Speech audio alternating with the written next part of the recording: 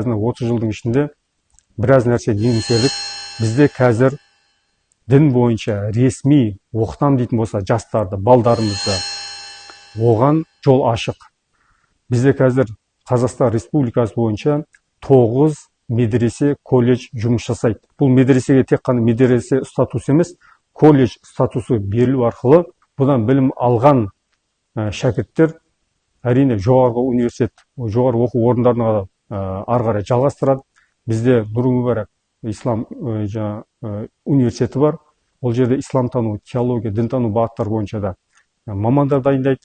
Оған қоса біздің Шымкент қаласында, әсіресе Астанада, Алматыда осы дінтану, исламтану мамандықтар бойынша жастарға білім береміз. Шетелде, араб елдерінде, немесе басқа да ислам дінін ұстанатын елдерде діни білім алу қазір заманда қажет емес деп ойлаймыз. Өйткені біз Қазақстан бүкіл дін бойынша, білім бойынша, үйрету бойынша бүкіл стандарттар бар бізде қамтылған. Сондықтан қазір мынау жастарға, әсіресе шетелге діни білім алудан өзіміздің елімізде фундаментті діни білімді алып, ары қарай егер магистратура, PhD докторантура бойынша білім алғысы келетін болса діни, оған шетелде іздену мақсатында білім алуына тыйым жоқ.